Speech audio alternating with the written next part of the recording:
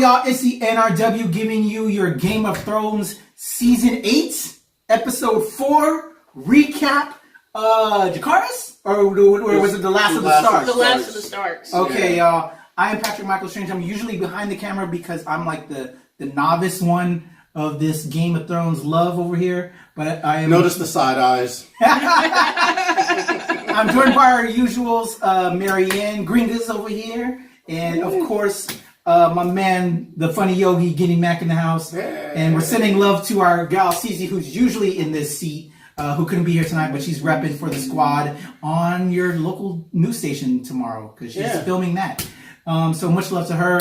I wanted to kick it off real quick, because I know I shouldn't really have my voice be heard, because I didn't see the previous seasons like they tell me every day. I was very mad because, spoilers, if you already know, this is what we're doing, we're spoiling because we're talking about what happened. The one chick I love in all of Game of Thrones, who before I watched it, I would see little clips of her. I thought she was just fine as all get up and was one of the main reasons that made me want to watch Game of Thrones. They fucking killed my girl, man. Yo, at the end of this, I'm spoiling, they're going to all break out down the whole episode while I'm going to sit here and watch. I just want to say, the reason you made me watch Game of Thrones, you got away the mountain and fucking her name Cersei Lannister chopped the bitch's head off. I'm like, what the fuck? That's my girl. And my man Grey Worm, bro, I want you to just, go off in the next, we have 2 episodes left. Please go off. Let Grey Worm, the leader of the Unsullied. Right.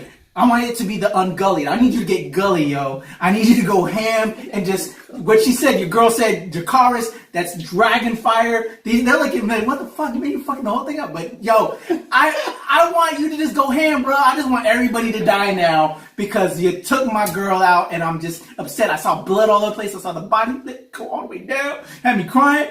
But, man, yo, just what the fuck? But you know what? I have to say one thing, though. His name's Grey Worm, bro. I don't like that name for my man. I need that name changed because when I think of Grey Worm, I think of a dick. I think of an ashy gray dick with a lot of white pubic hairs, and I just don't like that name. And I know I shouldn't be thinking about that, but that's what I think of when I think of Grey Worm. I'm sorry, I was in the military. When I think of a worm, I think of a dick. So Grey Worm is just a very unfortunate name. Can you change my guy's name, George R.R. Martin? Why you gotta be Grey Worm? Anyway, that's all I had to say. I'll turn it over to the respected and knowledgeable ones now, but I just had to say my piece. I'm very upset that my girl was killed Sunday, and Grey Worm is an unfortunate name, but I need you to go ham, Grey Worm. Get the Sully to be the Gully, and get Gully and just toast them bitches. That's all I gotta say. All right, on to the real review recap. Are you finished or are you done? Are you finished or are you done? Go ahead. You're gonna have to put some respect on his name. Put some respect on her name. She said go ham. She said Jacaris. Fucking light that bitches up, man. Well, you had the little recap there, right, from Mr. Patrick Michael Strange. We'll give you the full recap. We've been going over the season, all season long right now. Now we're on episode 4 here, the Last of the Starks. And this is where the Last of the Starks, they have their showing. They've all survived. We've got Bran, Jon, who's technically not a Stark. We have Arya and Sansa. Right, so the youngest Starks are the ones to survive, minus Rickon. I guess the middle Starks are the ones who survived the big war at Winterfell, and now it's the war for the Iron Throne. I don't know, where do we want to start this review? Because I could just I should start with things that I like. I want to start positive because there's so many things I dislike right now. I would say let's start with the bad. Oh, let's really? Let's wrap that up. You want to end it off on Are you sure? Because it's gonna go. Because there's a lot bad right now. I'm kind of grab annoyed. your popcorn, y'all. Here's the thing. Game of Thrones to start out with, I thought was one of the best adapted screenplays to a book I've ever read. I read the book. The screenplay was really good. It really kept with the feeling of the book. You got a lot of the emotion that you got in the book. You got a lot of the beats in the book in the show, and it did a great job of showcasing what was on the page. This season, I'm like, what is going on? Things are being rushed. It seems like things aren't making sense. just with the fight last week, I was thinking you have a Night King who has generals who are, excuse me, who are behind him. It's like the Night King is grabbing me from the back of my throat, like, stop roasting us. But you have the Night King with his generals, and they don't do anything for the entire episode. Why were they there? That's true. It does not make any sense to me. And my thing is, when you're writing that episode, it's an easy fix. You have generals who kill zombies, or if they're killed, all their zombies, all their people die underneath them. But then they had scenes where zombies are overwhelming the troops. It's an easy fix. One of the generals get killed. A bunch of the zombies that he's created, I'm sorry, I keep saying zombies because they're basically doing Walking Dead. All the whites that he has created drop, and then that gives them like a rest. Instead of having so many scenes where it looked like, what's his name? Grey Worm died like 15 times. Yeah. Jamie and Brienne, it looked like they died a bunch of times. I don't know. I'm annoyed with the writing, and then we get to this this episode, and there's a Starbucks cup in there.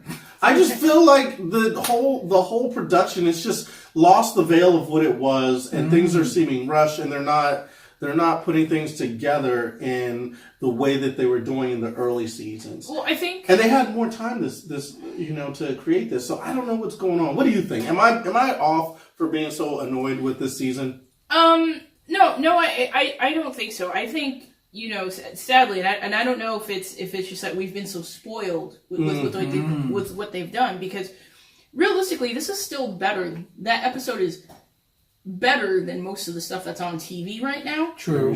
But because they've done such a good job in the past, we are now comparing them to themselves and going, what is this nonsense? Yeah.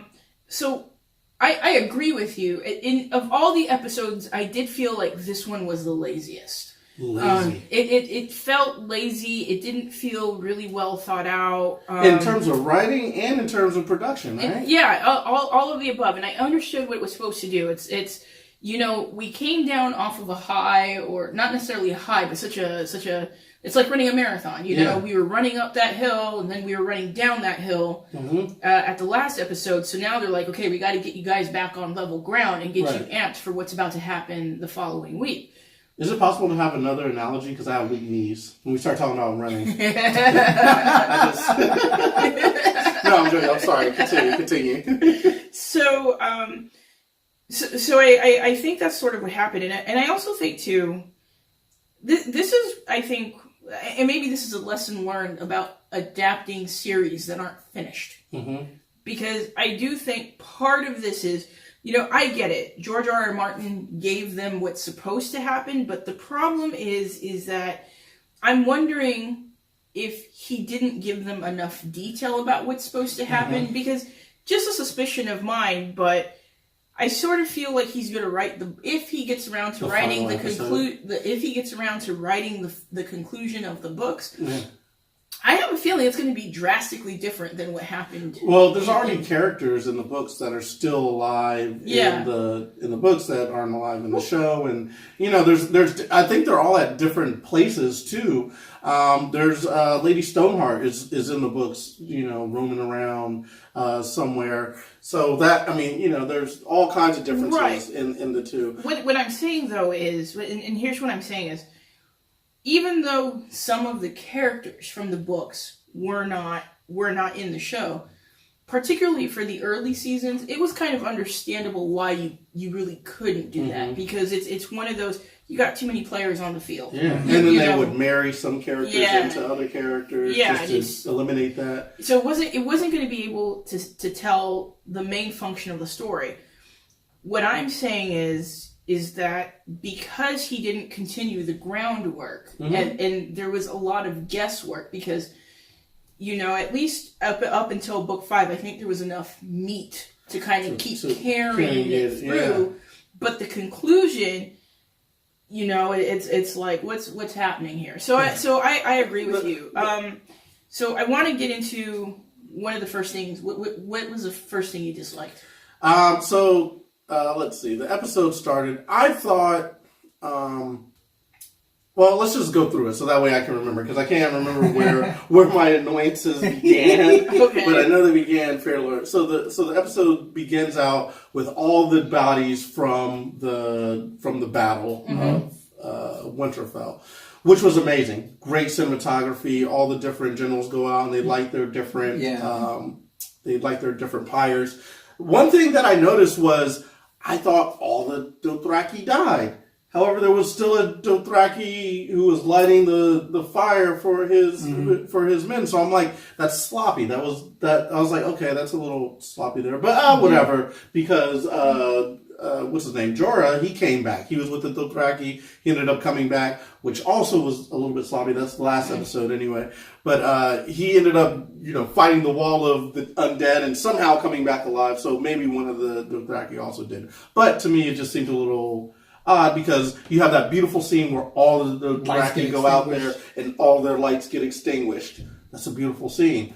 So why? That's true, but then there was some that came back. There was some horses rushing back, so there could be a couple of them. Yeah, so, but that was a dope. But it was a dope scene, and it takes away from it. It's like, oh, actually, they just put out their torches and came back. Yeah. It's like, hey, it's looking real bad back out there. We should probably get back to the front line. Anyway, that was like one of the first things that I saw that I was like, oh, that's a little bit of sloppy right there. The other thing that I didn't like, then they have the scene, of course, with the revelry. Everyone's happy and drinking and whatnot. That was very cool. Coffee cup, which I didn't see. I saw that online. I was just like, I just was kind of like shaking my head. Coffee cup in the scene. I don't know what the deal is behind that. Maybe it was an Easter egg that they were expecting people to see. It is kind of annoying. It takes us out of the show, takes you out of your fantasy realm. But then you have the scene with Jaime getting with Brienne. And I don't mind it if you had more. It seemed a little ham-fisted. He was acting like a, drunken, teenager or whatever. It was, really weird. Although, I will say, Gwendolyn Christie, that's her name, she does a very good job. You can feel her, angst and, attraction to him. They did a great job acting it. Yeah. I just thought that it was, it just felt a little weird and a little bit rushed, especially when they've been playing up that attraction with Tormund. And that's what I was, being the non-watcher, that's what I knew was happening. Yeah. And then all of a sudden, Jaime, what the fuck? Yeah. So it just comes out of place. It would have been interesting to see a scene of her rebuffing him. I mean, I guess it's in the context of when he's discussing things and she's kind of like, But it would have been nice to see a scene of I will never, my heart is given to another, or something like that, because it was just kind of weird to see their attraction. Hey, we survived this thing, and then all of a sudden it's just nothing, and then Jaime's in her pants. So for me, the word that came to mind was cliche. It's very cliche. So here we have, and Gwendolyn Christie, I think, is a beautiful woman, but in Game of Thrones, she's meant to be ugly, and she is not very sightly, And here we have the ugly chick and the hot dude, and it felt wrong. Yeah. It didn't feel right, because she's been just the good person, the most honorable of everybody, who's just always trying to do the right thing for the right reasons, And I'm not saying that Jaime doesn't necessarily deserve that. I just think that he didn't really do much to earn it. Exactly. Yeah, and that was the thing. And I guess for me, and I, perhaps it's the romantic in me, or perhaps it's just understanding a little bit what it's like, or, understanding what it is to be a woman. And when you're, seeing women and how they feel when they're not super hot. And I hate when that narrative is pushed, Yeah. I'm not saying it doesn't happen. It does happen, just not as often, Right. I sort of wanted Tormund to happen, because I also thought it would have been nice, because I suspect underneath all that, if they had given it a chance, he's rowdy, he's all these things, but he saw her. Right. He recognized what she was the minute, and also because, the Vikings, because he's based on, he's clearly like the Viking types, Viking women fought. Everything she did was he respected from day one. Yeah. She never had to prove shit to him, You know, he knew what she was. So I do think there was a little bit of a missed opportunity there, and it did come off as cliche. If they were going to go that route, I think they could have toyed with it and then kept it to either the last episode or I would have thought it would have been cool, instead of to go through with the whole thing, to like have an attempt, and then Jamie's so ashamed with his hand and everything that they don't actually do it, and then she, you know what I mean? And then she goes into Tormund's arms or whatever. There was no build-up. There was no build-up. It felt very forced and rushed. And then, speaking of rush, then after Jamie gets his nut, he's like, well, actually, I'm going to go head back to Cersei. And that pissed me off. I'm like, fuck you just took homegirl's flower, bro. Yes. Like, you took her virginity. And she wanted her to stay. Yeah. I was mad. And then you just ran off with it. You just ran...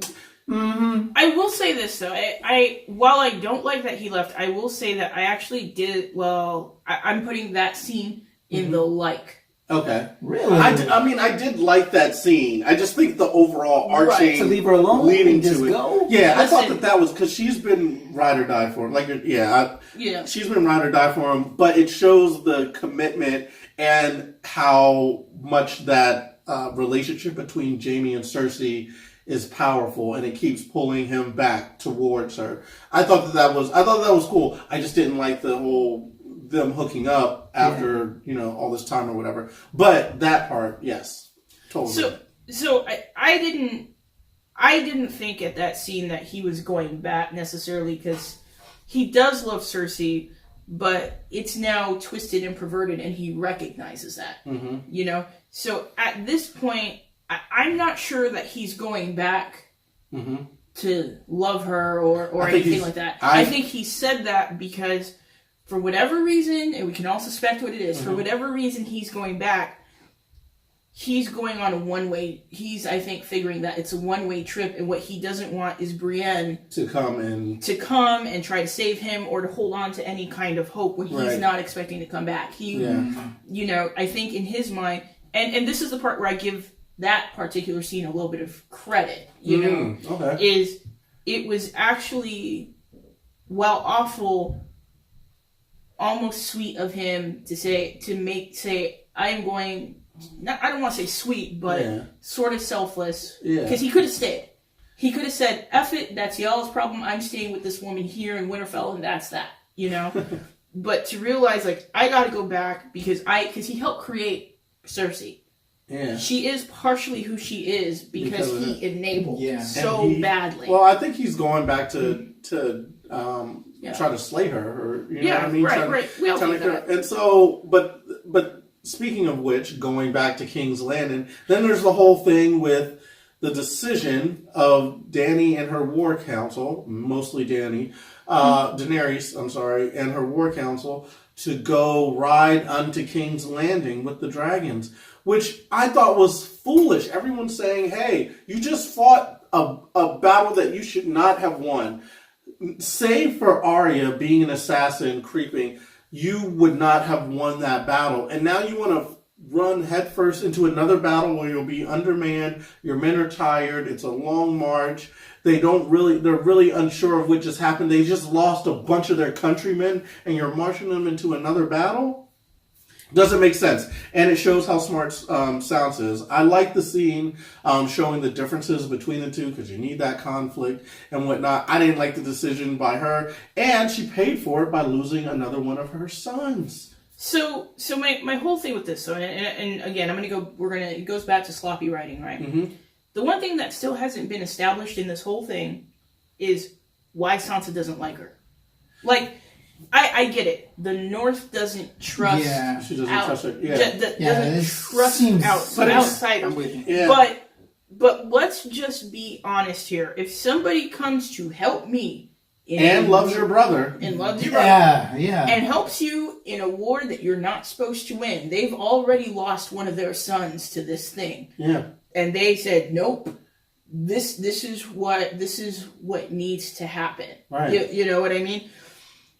If Sansa has a legitimate reason for not liking her, again, going back to the sloppiness of it all, right? They haven't done a good job of letting Littlefinger Jr., and really explaining. Like, there needs to be some other conflict besides just she Right. wanted to be queen. Because here's the thing that bothers me, and they finally addressed it in this episode, is it all seems like a very easy fix. The North is very much separate than Yeah. the South. It's very much separate from King's Landing. They control the North. No problem. You guys are wardens of the North, just like Robert Baratheon did for Ned Stark. You guys control the North. It's all yours. We control King's Landing. I know I'm the true queen. It's very easy. Other thing, she can marry Jon. They rule together. All these things seem very, very simple, and it's like no one addresses this. No one Yeah. says this. But it seems like it should be addressed why there's so much consternation. Now, they've set up a really good plot point, a really good source of tension with having Jon being the true heir to the throne, and then having Dany tell him, like, you can't tell anybody this because it'll spread seeds. But that needed to be set up by the other conflicts that we're talking about. Like, because now it just all kind of falls on deaf ears, because it's like, oh, I love you. Yes, I love you too. Okay, so why can't they be married? And then, but they did speak to it. Tyrion spoke to it when he's talking to Varys. And then you can see a little rift between those two. By the way, in my like category, Lord Varys, Tyrion, having discussions. Yeah. Always in my top 10 of likes in Game of Thrones. Top 3. Yep. It's always amazing. I love when they get together and have those scenes. And that scene where they're talking about what to do in this situation and how Tyrion is recognizing the way it's going, and Varys is like also recognizing, like, we might have to overthrow this too. You know what I mean? That is kind of cool too. Anyways. No, I actually really agree with that. Again, back to, why has nobody brought this up? Why? Here was my question. You have an assassin in the room. Right. How about you send the assassin away and save your men? That's Arya. Yeah. Can you go, I don't know, do what you do? Well, I think maybe because they couldn't find Arya. Like, she wasn't hanging out or anything. No, she was in the room. No, they she- were doing the battle plans. Oh yeah, she was. Yeah, but yeah. then after that, she just left me. She just went off on her own with the Hound. Now there is one thing I'm going to talk about that I actually really didn't like, and that's there's a couple of things. So let's back up towards. Let's go back to Sansa when Jon Snow tells her about his lineage. Okay. Right. That he wasn't supposed to. The secret he wasn't supposed to tell. He gave up that secret pretty quick, right? He gave it pretty quick. So there's a couple of things that are going here. One of the things that this episode established is how much people haven't changed, and they've needed to, right? In what led up to Battle of the Bastards, when Jon Snow is making his plans, the one person he doesn't consult is Sansa, who knows what her crazy husband's like. Right. He doesn't talk to her because he still sees her as the sister that he left. And he's not viewing her as this person who has gone through things smart and knows, and is like, listen, So we're back to that. When I will say Daenerys was absolutely right when she said, your sister is not the person that you left behind. She's a different person, and I did like this part where she actually they're sort of the same in the things that they've been through, you know, and she really understood better than most. She's like, the things your sister has gone through, she is not the same person. Yeah. She Which is, makes even more. Why don't they get along? They both know each other's road. I don't get it, but there's that whole thing, and Jon, the one thing there's one thing that has killed pretty much all of the Starks, honesty. And Honesty, hubris, the hubris kills them, So Jon's, I have to tell them, their family, and I understand it from his point. This was a secret that was kept from him, and because that secret was kept so hidden, he paid the price growing up thinking that he has a stepmother that hates him because he's a bastard and all these things, and so he's probably more invested in telling the truth. But I always think back to that line where Tyrion said, do you think you could learn to lie? Just a little bit. Just a little bit till we get over some hurdles. Yeah. And he still hasn't learned that, Yeah. And so It's what did Ned Stark in. And moving along with other scenes that Tyrion. Listen, Tyrion is a great guy, but he's a horrible judge of character. And by that I mean, when he was talking to Cersei. Yeah, that was not the best speech. Forget about the speech. This is what I didn't like. I hate that he's still trying to find humanity in somebody that is very clearly displayed that she has none. You know, the whole like, let me appeal to her humanity, let me, and I don't know, I feel like it's one of those things, like, I get that it's hard to believe a woman could be that effing cold. I get it, you know, but she's tried to kill you on numerous occasions. I feel like in that scene, Tyrion basically signed Missandei's death warrant. Yeah. By going up there and said what he could have said, what he should have said was, take me, I am the hand to the queen, take me as hostage, let Missandei go, she's just a consultant.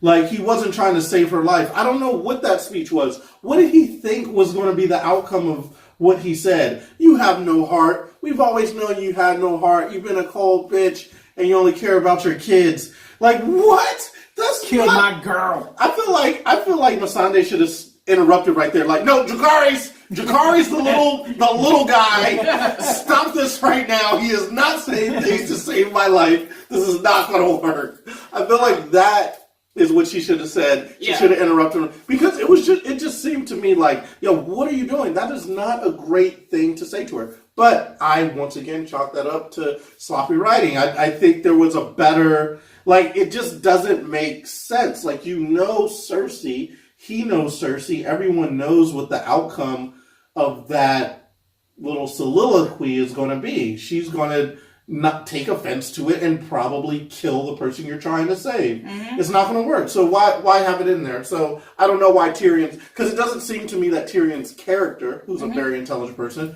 would do that either. I read a lot about that online too, like why he wouldn't even been on that boat that got shot up when they were making their way. Yeah. Like, he wouldn't have been there doing that speech. He wouldn't have been on that boat where he could have gotten shot up. Can we talk about that? And I wanted to know why my girl was even on there, where she got, how that she would then get affected. Why are you taking your non-combative people to the war? I mean, maybe it's like it was the council or whatever, but they were going to fight. They weren't going there. They weren't sailing in to is talk. that good that Grey Worm had a girl? I need you right here because I need to lay it down. I need to lay it down. Here's the other thing. Keep the girl at home. Sloppy writing, and you were talking about this too because you have a friend who. Do you want to talk about that a little bit in terms of when they were flying in? Oh my god! So I think this was probably I think this scene has been panned by just about everybody. The death of her second son, of Daenerys' second son, right? So where I work, I had the pleasure of talking to a former pilot, and we got to talking about Game of Thrones, and we were talking about this last episode. And he's like, the gentleman's like, I'm a retired pilot, and he's like, and I'm just telling you, like, that scene bothered me because when something is flying in the air, it's nearly impossible to hit it from the ground because it's moving, you know. So even because when you look at arrows, right, they're either shooting them up in a volley, so it's just going, it's like a rocket, just you know. Or you're shooting down or straight, but trying to shoot up at something at an angle. And then you have wind. You're in the sea. You're on the sea, so you have winds. Yeah. There's going to be a little bit of wind. There's going to be all this, and it's a heavy spear on top of it. Right. Yeah. So he was like, so whoever did this scene did not think about the fact that that's not going to work. Here's the other thing about it: why it shouldn't work. If you are above something, you can see further than someone on the ground. How did they not see the sea of ships that were shooting at them? Because they have the higher vantage point. Yeah. That's like tactics 101. You always that's the reason why you want the higher ground. So you can see down what's happening. Yeah. So I think what happened was it was supposed to look like, so they had the cliff that's right here. Yeah. So they weren't like super high. So the way I think the shot was supposed to look is they're because they came around the cliff and that's where the things were, and then the dragon got shot twice. Yeah, like Yeah, they actually got a shot like 3 or 4 times. Three or because four it hit him, and then it like hit him again, and then the big one was like in the neck, and then it like went down. And the other thing too is it's like even if the dragon, because there was a talk about like the dragon was looking over at its brother like, look, I'm fine, Yeah. And it's like, but you would have seen something in your peripheral because those sails are flapping, Well, I mean, and the thing that they were showing, I mean, I guess what they wanted to your air fighter or your pilot's qualms. Mm-hmm. They were shooting a lot of those arrows, so they just were covering the sky, right? Like that. I guess that was what was supposed to happen. But how do they know to shoot? Because there's a cliff; they can't see around the cliff. So that's why it doesn't make sense there too, because they can't see around the cliff to know shoot now, right? Like those things, you know what I mean? You have to aim at something, and then you have to fire when ready. So when they got them coming around the cliff, it just doesn't make sense that the dragon could fly around the cliff and then they shoot immediately and get them before they can see down and see that there's so many ships there and they're shooting an arrow or something at them.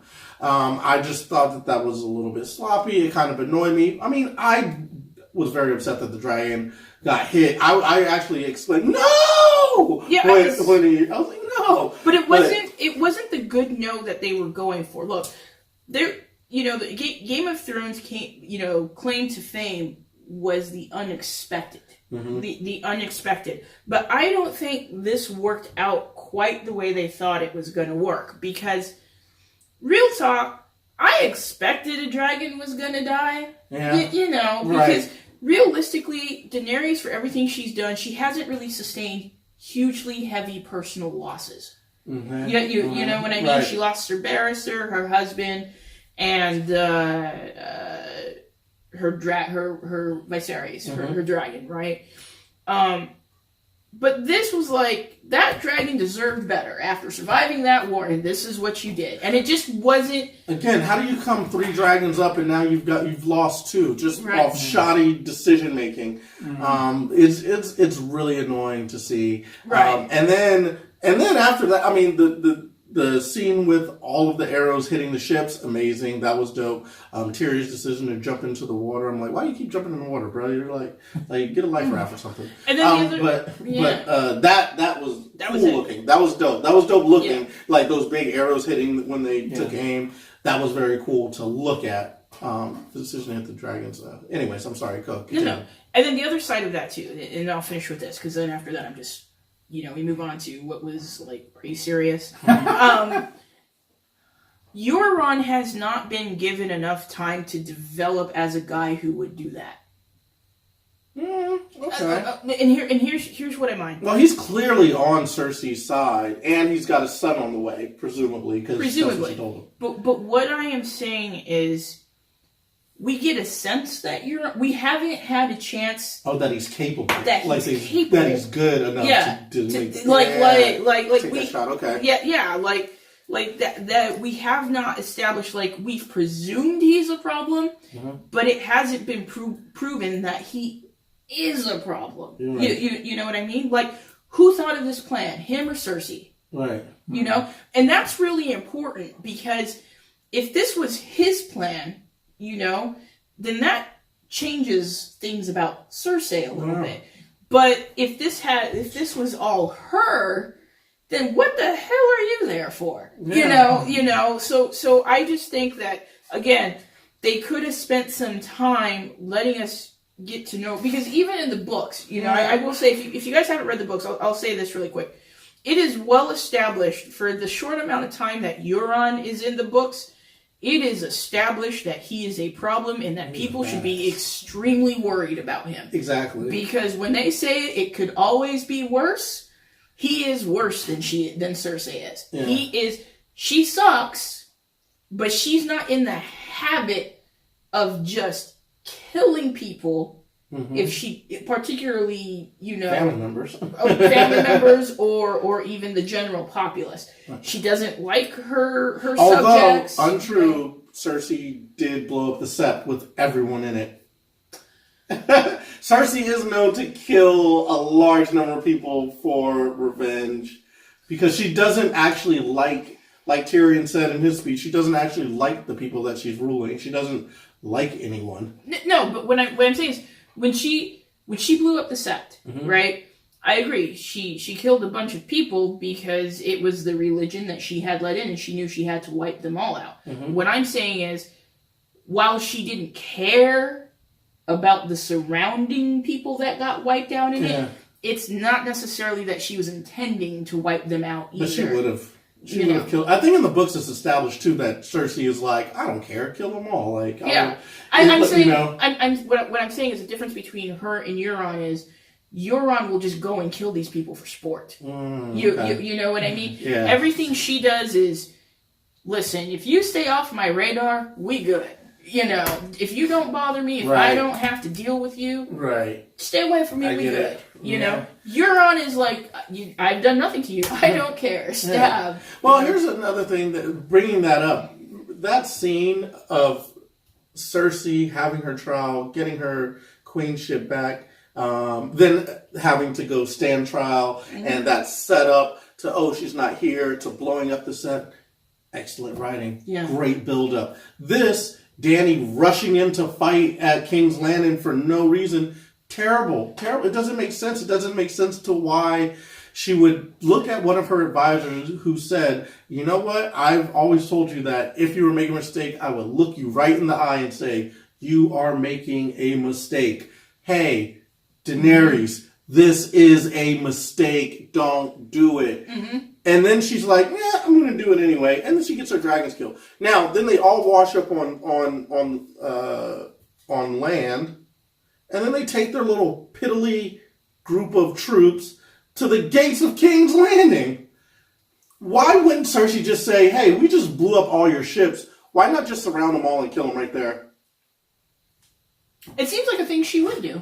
It seems like, why would I wait to talk to you and then let you go and regroup and battle? Like, I mean, I know you're supposed to have your gentlemanly thing where the person comes out or whatever, but this is the end of your battle there's no other challengers to the throne.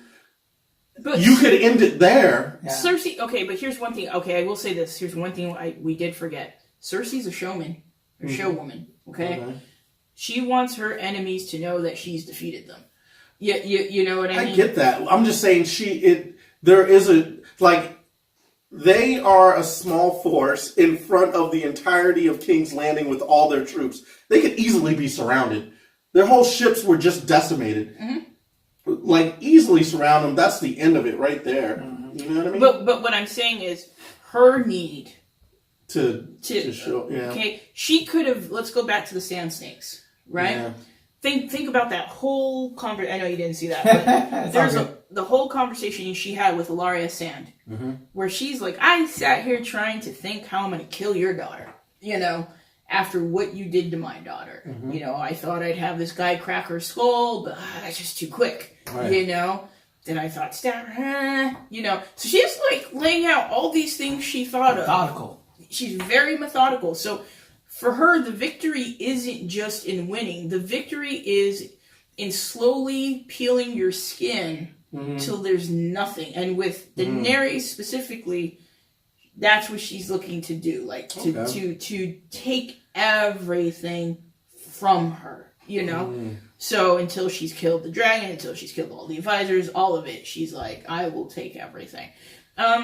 So I guess that brings us, while we're on it, so let's go to the last part of how did we feel about what happened after the Tyrion's speech? Oh my goodness. And then I have like a theory that at the end of this that remind me to go into this theory. Okay. But so after Tyrion's speech, what happens? Exactly what we thought happens. Cersei has the mountain execute Missandei. Grey Worm is very upset. I don't know how this is going to play. Patrick is very upset. Patrick's very upset as well. I don't know how this is going to play into Grey Worm's loyalty to Daenerys. I think he'll be very upset about it. He was in that council meeting when it was like, hey, let's not rush, let's wait so we can regroup, have a better plan, better strategy, reinforce troops, all that type of stuff. She didn't listen. It resulted in his love being killed. I think he might be a little bit piffed about that. Slightly piffed about that. Yeah. But so she's killed, And then they all leave and regroup, and Cersei is standing there. But before she goes, Cersei gives Missandei the chance to have last words, and she says, Dracarys. Dracarys. Yeah. Burn it all down, which is what Dany wanted to do anyway. And you can see it in her face. Great acting by Emilia Clarke, by the way. You can see it in her face that she wanted the negative to happen. I don't think she wanted Missandei to die. That hurt. But she wanted Cersei to not accept the terms, because she wants to burn the entire city. Like, you can see in her eyes, she wants to use that dragon to burn it all down. So here's what I'm going to say. Even though it was sad, I actually didn't have too huge of a problem of Missandei dying. And she has no soul. She has no soul. Let me explain why. Dany has kind of always been at her best when she's avenging. Okay, she's an avenger. But Ching will be here all day, folks. She has, when Sir Barrister was killed, and she came back and laid waste to the harpies and all that stuff. When that witch killed her husband, or put a spell on him so he was wherever, so she already had motivation, but that just sealed the deal. You know what I mean? Sure. That was it. Like, okay, like I felt like that was Dany's, like, okay, bitch, you want to go? We gonna go. Like, okay. Yeah. Because Missandei's basically like her family. Like that was personal. Which and I disagree. Let me just say this real quick. I disagree that I don't know that Grey Worm is going to have a problem with Daenerys, specifically because Missandei's last words were Dracarys. You know what I mean? Not I love you, not any of that. But could she hear that from all the way from over there? That's another thing, though. Realistically, how does they know when they're like, here's the tower there, they're up, elevated. They're way back here. How did they know that she said Dracarys? Or Tyrion? I think she said Dracarys. No, they heard it. They heard it. That was, again. It's kind of like that scene in Shazam. Yeah, when they're far off. When they're far off. Yeah. I don't hear what you're saying. And he's giving the whole evil man's bad guy speech. No, she heard that, and I think Missandei, it was her last smart thing, because I think in her way she knew that if she said Dracarys, then Grey Worm's going to be overly motivated to help Dany. I think it's also the realization that there is no bargaining with these people. Cersei, yeah. There's no bargaining with these people. There's no anything. It needs to come down. Burn it all down. Yeah. One thing that I had an issue with is, so all the ships are destroyed or whatever. How did they find her? How did they quickly capture Missandei? So does that mean troops were within the That's another thing. Sloppy to me. Figure that out. How did they find her so quickly because there wasn't a big battle between the troops as they came to shore. What happened to the troops who came to shore? There's a whole fleet of ships that just shot at you, and then how did you wash up on shore without anybody attacking you or anything? It's a weird. It's a weird thing that happened. And again, at what point did the fleet that was all the way over here get off to get the people who were all the way over here? But then these people made it to shore. Right. You know what I mean? So again, sloppy. Now that we've discussed a whole lot of what we liked, I'll get my quick likes in. Wait, was that?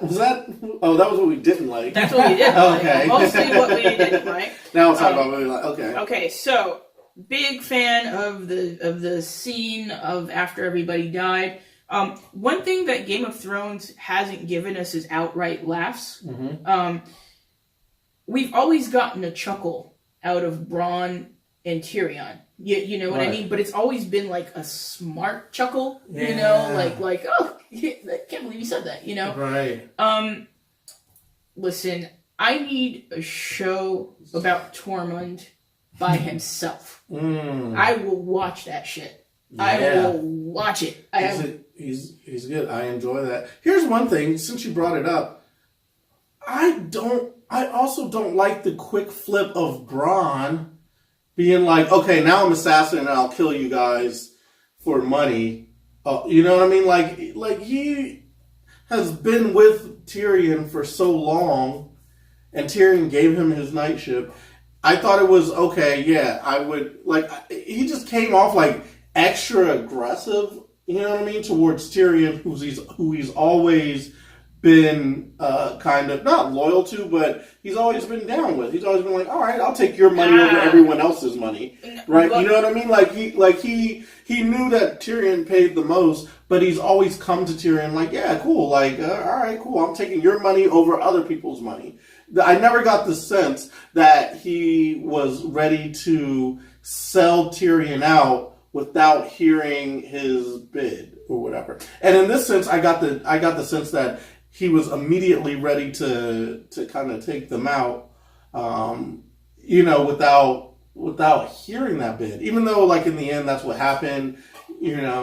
I guess he did give him a chance to match. It just felt sloppy. Again, it just felt there's a thread there that was missing. Because Tyrion and Bronn did have a connection, and he didn't really have one with Cersei.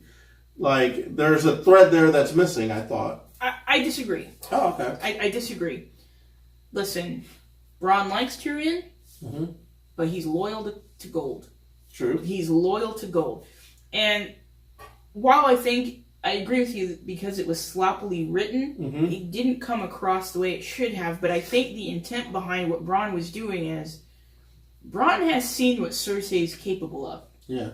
Okay? He knows that what she will do, and that if she's unhappy with him, she will kill him. Yeah. There are things even he can't get out of, right? Right. So in a weird way, he's hedging a bet. Yeah. Okay. That makes sense. He's hedging a bet, and he's saying, because he's always been honest. Bronn has always been for sale. He has always been for sale. Even when he did Jaime that favor of, yeah, sure, I'll set something up between you and your brother. What came first? The purse with the coins, when they were on the beach, so him and Tyrion. So I think we enjoy Bronn so much that I think sometimes we forget that he is always for hire. He is a cutthroat. He's very much a cutthroat. And while he does like Tyrion and even Jaime to some extent, he's the second most honest person in that whole thing, in that he will put his wants above all else. Yeah. He's here for him. So where I think it didn't connect was Bronn's in the shit, literally, okay? Because he has been given this, kill those two and you'll be really, really rich. Okay? This is the one moment where he's like, it's not loyalty or anything that made him do it. It's a slight understanding that if he does kill those two, Cersei's just gonna spin it as he did it because she's still gonna have to kill him because he knows what she asked for, because Bronn can be bought. I don't know. I just felt it was very sloppy. It was kind of ham-fisted and sloppy. I get it. I get what they're going for. It just feels sloppy. It feels rushed. Yeah. Maybe because it is. There's only 6 episodes here. And, we're at the end of the 4th episode. All these things have happened. Now, time for me to get to this crazy prediction that I have. Yes, let's hear it. First of all, did you realize that when Daenerys had her dragon breathe fire onto the Night King, he didn't burn, which would probably make him Targaryen. Right? Maybe. Is her mind blowing right now? I can't see. Is your mind? Is it a slight mind blow? Now, here's the other part of it. I feel like there was a connection because maybe it was just sloppy writing, but it feels like he hasn't gone fully after Jon and killed him. maybe Jon is the Night King because he's also a Targaryen. Yeah, but how's Jon become the Night King? I don't know. He's already been reborn. He's already died once, and he comes back. And they actually made a point to point that out in this last episode, that he's died and he came back. Hey, you got stabbed in the heart and you came back. You kept fighting. I think, as sloppy as the writing has been done, I think that might be a thing that they're trying to make us remember. And with remembering that, there's a chance that somehow, some way, Jon, being part of the North, part of, and then also a Targaryen, a Song of Fire and Ice, comes together and he becomes the Night King, which is why he was so drawn to Bran, his brother. This is one of those like time paradox things. It's a theory. It's just a theory that I have, and I'm like, wait a minute, because I have a poster of Jon, and it's a shadow, right, of his face, and looking at it, I was like, he's the Night King. He looks just like the Night King in the shadow thing. And then when you like look at their two like side by side, it's like you can kind of see a little resemblance there. And you know, all the things that he's done, you know, in his steady march towards death, perhaps there's something with time, or you know what I mean. I don't know. I don't know. I just feel like perhaps Jon might become the Night King. Or he may I don't know enough to say on that, but I think that's interesting. I do think that's interesting because I don't know if Bran has completed his purpose yet. He hasn't. Because Bran's the only one that knows that if you put some dragon glass somewhere, somebody can be turned into the Night King. He knows the process, right? So it would be interesting to see if Bran went south for whatever reason. Yeah. You know. I don't think he did. I don't think he did. Stayed back, yeah. The other thing that, just something I've thought about, there was a lot of focus on Tyrion for some reason. So I think there's one of two things that's going to happen. Either Cersei finds a way to get Tyrion and she kills him, forcing Jaime to kill her. Right. Because I think he would kill her over that. Right. Or the other thing that we need to remember is, Tywin Lannister always said, "You're not my son, you're not my son, you're not my son, you're not my son." When Tyrion went to the dragons, they didn't fire at him. They didn't do anything to him. Right. It's a long shot, I think, but it would fit how Game of Thrones works. It would be interesting, just interesting, if it turns out that Jon and Daenerys don't make the cut, and it's Tyrion the whole time. Who is the because prince that is promised. Because it's he talked about wanting a dragon when he was little, and he used to have dreams about dragons when he was younger. If I remember from correctly. the books, right? I think so. He used to have, and there was some. It's been years since I've read it, so if I'm wrong, let me know below, because it's been a while since I've read the book. If you're still with us, because we've been talking for a long time on this. It's probably our longest recap. There was also, when you watch the thing, you notice they spent a little bit of time on the stone dragon for some reason. You know what I mean? Yeah. And they never do things without intention. Yeah. So there is... Up until this season. And up until this season, that's fair.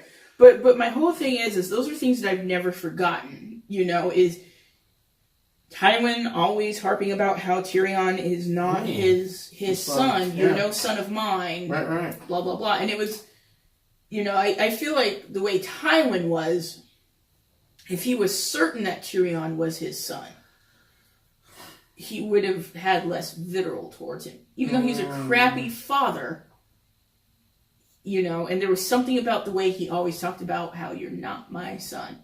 Which I think, I don't know if you remember in the books, there's something about in the prophecy from Jon Snow's father or Daenerys' father Jon Snow's father, Aegon, I think, where he said there has to be three heads or something like that. To the dragon. 3 heads to the dragon. So that would be Jon, Daenerys, and maybe Tyrion. Well, no, you forget Viserys was the other son to the Targaryens. But maybe he It wasn't. was, but remember, it's the 'cause- dream. Yeah. But remember he wasn't, because remember when he got the golden crown and it said, and she said, he died, and then Daenerys said he was no dragon. Dragons can't be hurt by flame. Well, the whole Maybe he's not, because it was like there has to be 3, right? And then you would think Viserys and Daenerys plus another, which would I guess be Jon. But maybe it's not. Viserys was not, because he was burnt. Does that make sense? Yeah, you know yeah, what I'm saying? yeah. So then maybe it was Daenerys, and then Jon, and then Tyrion. Now, the burning part, just for you, Patrick, the burning part was something that's all part of the show. That's not in the books. No, No, it's not. That's right. Yeah, it's not in the She books. doesn't say that in the books. Yeah. Well, the whole, like, her coming out She the doesn't fire. say. Yeah, Well, I think not the being fire burned. thing did, but her statement, like he did get the burning crown Yeah, in that the he book, did, but yeah. I don't think she said that he was no dragon. He was no dragon. He can't be burned in the books. Who knows? I don't know. I don't know. But as you can see, there's a lot to talk about, a lot of dissatisfaction all around.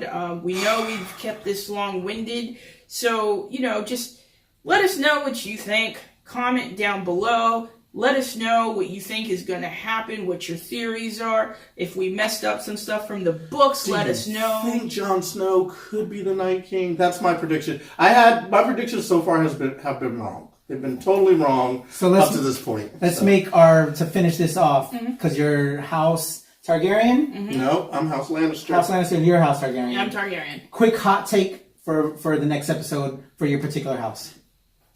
Go ahead. Prediction. I take prediction, whatever. predict that we are going to see a battle between the Hound and the Mountain, the protector of Queen Cersei Lannister. And then we are going to also see one of my favorite Lannisters perish. That will be Tyrion. Okay. Yeah. And for you? After he gave that speech that got Missandei killed, I think Tyrion's gone. But just to bring it back, Patrick. Okay. While you think about it. Sorry, man. I think Varys is going to pull a move. Varys is going to make a move because he's not happy with the queen right now. I think based on some previous prophecies or something like that, she has one more betrayal coming. You know what I mean? So there's that aspect of it, I think. And the other thing is, and she disrespected him. She did not. Oh my goodness. Yeah. So annoying. I think at this point, okay, I do have a theory. More people are going to die. Yeah. Go. 2 more episodes. More people have to die. I wonder if Daenerys' dragon is maybe going to not listen to her. Ooh. And maybe listen to Jon Snow. Like, if the dragon realizes that she's irrational. That she's not. I think the dragon's going to have a big part to play in her becoming the mad queen. With that being said, if this writing is as sloppy as it has been, I think we're going to lose one more dragon. That's the final dragon. Final dragon. You are the last dragon.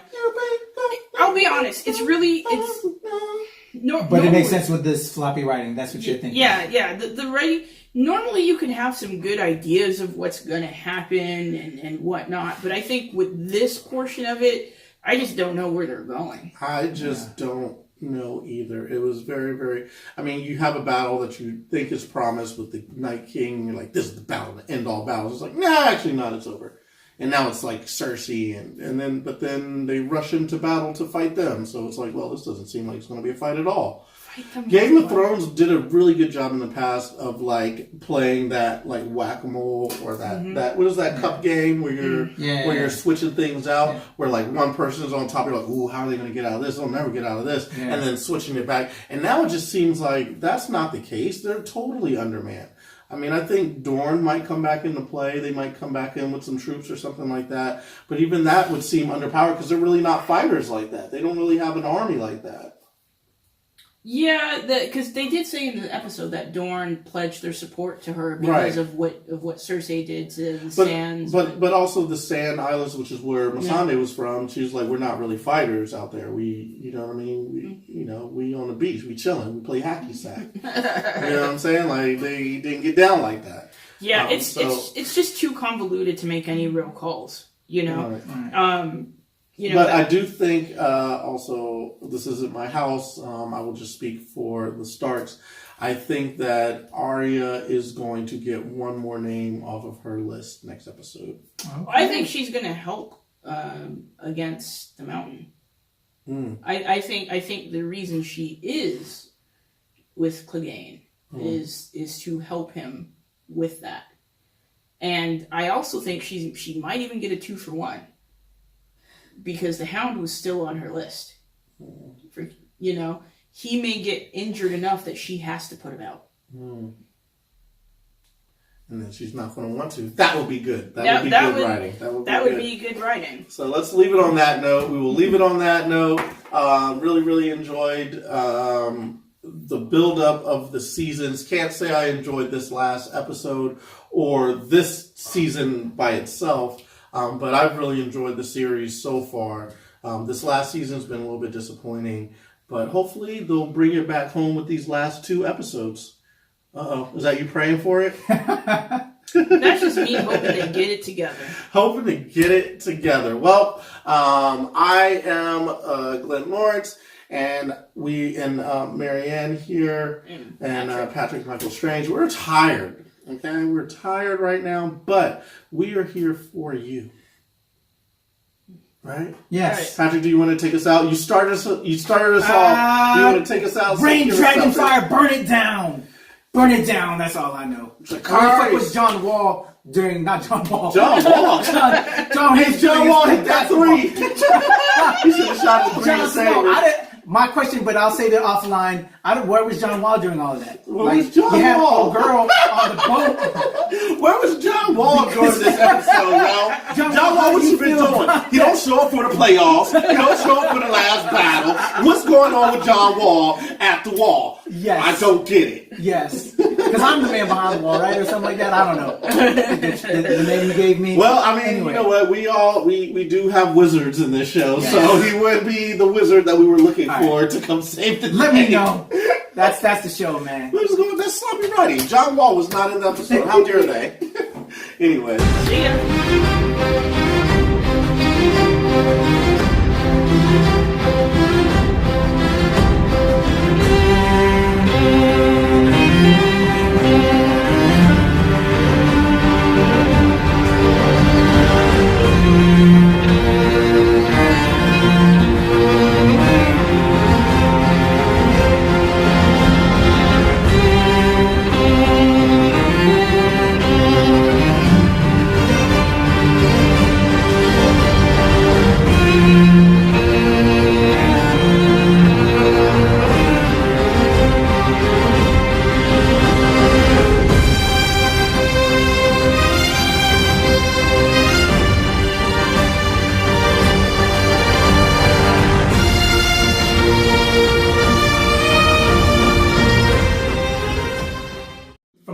Yeah, and she has her own show now. Yeah.